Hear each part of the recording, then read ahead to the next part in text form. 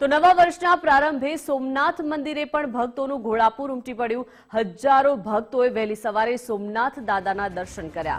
મંદિર પરિસર હર હર મહાદેવના નાદથી ગુંજી ઉઠ્યું। 2026નું વર્ષ શાંતિ, સુખ અને સમૃદ્ધિ સભર રહે તેવી પ્રાર્થના કરવામાં આવી।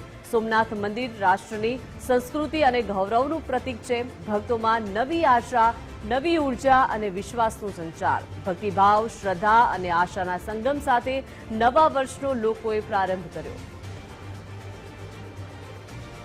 આ 2026નું વર્ષ આદિ જ્યોતિર્લિંગ સોમનાથ દાદાને એવી પ્રાર્થના આપણે કરીએ કે આપણો આ 26નું વર્ષ છે એ રાષ્ટ્રની, રાજ્યની, ક્ષેત્રની પ્રગતિ કરાવનારું રહે અને તમામ લોકો જે ગત 2025માં જે દુર્ઘટનાઓ બનેલી, જેમ કે પ્લેન ક્રેશ છે, કમોસમી વાવાઝોડા છે, આવી દુર્ઘટનાઓ ન ઘટે અને રાષ્ટ્રની, ક્ષેત્રની, રાજ્યની પ્રગતિ થાય, દરેક નાગરિકોની સુખાકારીમાં વધારો થાય એવી પ્રાર્થના કરીએ।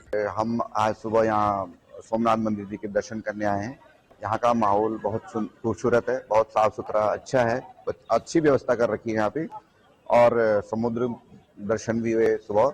और क्योंकि आज साल का नया पहला दिन है और हम मंदिर में आए तो प्रभु से यही मतलब विनती करते हैं कि आने वाला साल सभी के लिए मंगलमय हो और हमारे देश के लिए सुख समृद्धि लेके आए, यही मैं प्रभु से आशा करता हूँ और विनती करता हूँ। धन्यवाद।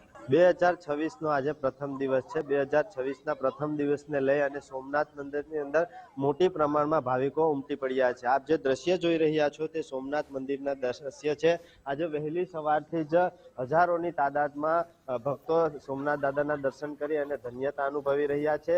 સાથે સાથે સોમનાથ દાદાને પ્રાર્થના કરી અને 2025ની જે વીતેલી પળો છે તેવી પળો 2026માં ન બને તે માટે પણ સોમનાથ દાદાને પ્રાર્થના કરવામાં આવી છે। 2025ની અંદર જે ભારતની અંદર જે પ્લેન ક્રેશ જેવી જે પરિસ્થિતિઓ સર્જાઈ હતી, યુદ્ધ જેવી જે પરિસ્થિતિઓ સર્જાઈ હતી, તેવી કોઈ પરિસ્થિતિ ન સર્જાય તેને લઈ અને સોમનાથ દાદાને પ્રાર્થના અર્ચના કરી અને દેશ અને દુનિયા માટે પ્રાર્થના કરી હતી અને સાથોસાથ ભારત દેશ જે છે તે ઉત્તરોત્તર પ્રગતિ કરે તેવી પણ સોમનાથ દાદાને ભક્તો દ્વારા પ્રાર્થના કરવામાં આવી હતી। આજે વહેલી સવારથી જ ભક્તો દ્વારા સોમનાથ દાદાના દર્શન કરી અને ધન્યતા અનુભવી રહ્યા છે।